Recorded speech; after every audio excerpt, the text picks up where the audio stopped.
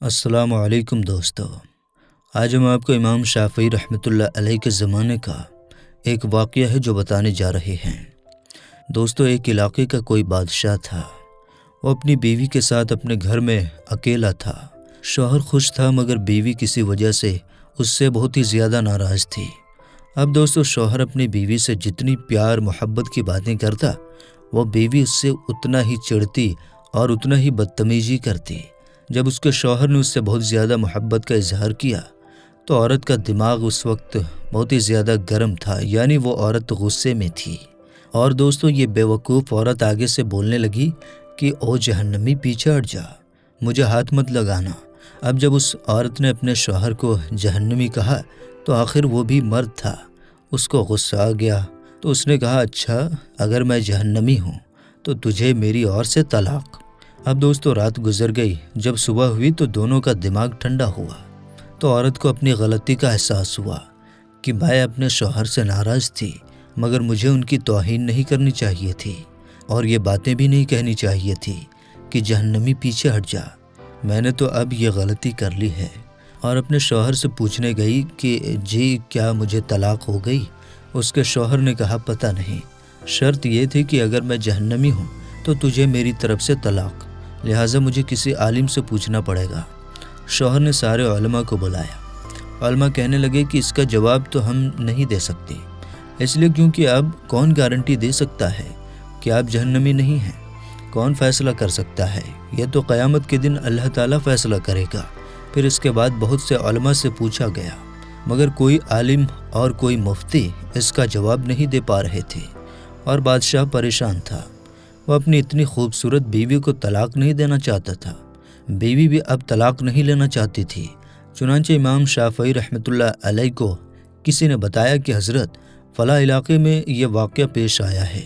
انہوں نے فرمایا کہ مجھے وہاں لے چلو، میں اس سوال کا جواب دے سکتا ہوں۔ چنانچہ امام شافعی رحمۃ اللہ علیہ آئے اور بادشاہ سے پوچھا کہ کیا واقعہ پیش آیا۔ بادشاہ نے بتایا کہ اس طرح میری بیوی نے یہ الفاظ کہے اور مجھے اس کی باتوں سے اتنا غصہ آ گیا کہ میں نے اس کے جواب میں اپنی بیوی کو یہ الفاظ کہہ دیے۔ اب بتائیے طلاق ہوئی یا نہیں؟ امام شافعی رحمۃ اللہ علیہ نے فرمایا کہ بادشاہ، اس کا جواب دینے کے لیے مجھے آپ سے اکیلے میں کچھ باتیں کرنی ہوں گی۔ اس نے کہا، ٹھیک ہے۔ چنانچہ امام شافعی رحمۃ اللہ علیہ نے اس سے کہا کہ بادشاہ سلامت، مجھے آپ کی زندگی کا کچھ ایسا واقعہ بتائیے کہ جس میں آپ گناہ کرنے کا موقع رکھتے ہوئے بھی گناہ کرنا آپ کے لیے آسان ہو، مگر اللہ تعالیٰ کے ڈر کی وجہ سے آپ نے اپنے آپ کو بچایا۔ کیا کوئی واقعہ آپ کے ساتھ ایسا ہوا ہے؟ بادشاہ سوچتا رہا اور کہنے لگا کہ ہاں، ایک بار میری زندگی میں یہ واقعہ پیش آیا۔ وہ کہنے لگا کہ ایک دن میں اپنے دفتر کے کام سے فارغ ہو کر اپنے کمرے میں پہنچا۔ جیسے ہی میں اپنے کمرے میں پہنچا تو میں نے دیکھا کہ محل میں کام کرنے والی لڑکی میرے کمرے میں ہے۔ وہ چیزوں کو ٹھیک کر رہی تھی اور بستر کو بھی ٹھیک کر رہی تھی۔ جب میری نظر اس لڑکی پر پڑی تو وہ لڑکی بہت ہی زیادہ خوبصورت تھی۔ چنانچہ میں نے دروازے کو بند کر دیا۔ جب میں نے دروازے کو بند کر کے اس لڑکی کی طرف بڑھنا چاہا تو وہ لڑکی سمجھ گئی کہ میری نیت خراب ہے۔ وہ نیک تھی، پاک دامن تھی، تو میری طرف دیکھ کر اس نے کہا کہ اے بادشاہ، اللہ سے ڈر۔ تو بادشاہ کہتا ہے کہ میرے دل میں ڈر آ گیا اور میری آنکھوں کے سامنے میدان محشر کا منظر آ گیا کہ جب میں اللہ کے سامنے پیش رہوں گا تب میں اللہ کو کیا جواب دوں گا۔ اور میں نے دروازے کو کھول دیا اور اس لڑکی سے کہا کہ چلی جاؤ۔ حالانکہ میں اگر چاہتا تو اس لڑکی سے اپنی خواہش کو پوری کر لیتا، مجھے تو کسی نے پوچھنا ہی نہیں تھا، مگر اس نیک لڑکی کے یہ الفاظ میرے دل پر بجلی بن کر گزرے اور مجھے اللہ کا خوف آ گیا، اور میں نے گناہ کے اس موقع سے بچنے کے لیے اس لڑکی کو واپس بھیج دیا۔ اور یہ ایک ایسا گناہ ہے جو میں کر سکتا تھا مگر اللہ کے ڈر کی وجہ سے نہیں کر پایا۔ جب اس بادشاہ نے یہ واقعہ سنایا تو امام شافعی رحمۃ اللہ علیہ نے اس سے یہ کہہ دیا کہ آپ کی بیوی کو طلاق نہیں ہوئے، اس لیے کہ آپ جہنمی نہیں بلکہ جنتی ہیں۔ جب انہوں نے یہ فتویٰ دیا تو سارے علماء بحث کرنے لگ گئے کہ آپ کیسے جنت کی بشارت دے سکتے ہیں کہ آپ کہیں کہ یہ بندہ جنتی ہے یا پھر یہ بندہ جہنمی ہے؟ آپ کو یہ اختیار کس نے دیا ہے؟ امام شافعی رحمۃ اللہ علیہ نے یہ فرمایا کہ یہ فتویٰ میں نے اپنی طرف سے نہیں دیا، بلکہ یہ فتویٰ اللہ تعالیٰ نے قرآن مجید میں خود عطا فرمایا ہے۔ تو امام شافعی رحمۃ اللہ علیہ نے کہا کہ قرآن مجید کی ایک آیت ہے، اور جو اپنے رب کے سامنے کھڑا ہونے سے ڈرا اور اس نے اپنے آپ کو اپنے نفس کی خواہشوں میں پڑنے سے بچا لیا، بس اس کا ٹھکانہ جنت ہوگا۔ اللہ نے جو کہ فرما دیا، میں فتویٰ دیتا ہوں کہ اس کبیرہ گناہ سے بچنے کی وجہ سے یہ بندہ قیامت کے دن جنت میں داخل ہوگا۔ جو لڑکیاں گناہ کی دعوت ملنے کے باوجود بھی اپنے آپ کو مضبوط رکھتی ہیں اور اپنی عزت اور پاک دامنی کو مضبوط رکھتی ہیں اور گناہ کی دعوت دینے والے کو انکار کر دیتی ہیں، تو ایسی لڑکیوں کو قیامت کے دن جنت میں ڈالا جائے گا اور انہیں اللہ کا دیدار عطا کیا جائے گا۔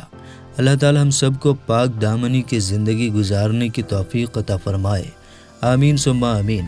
دوستو، ایک مرد کا خواب ہوتا ہے کہ اسے ایک پرفیکٹ بیوی ملے، اور ایک عورت بھی چاہتی ہے کہ اسے بھی ایک پرفیکٹ شوہر ملے، مگر وہ یہ نہیں سمجھتے کہ اللہ تعالیٰ نے انہیں ایک دوسرے کو مکمل کرنے کے لیے بنایا ہے۔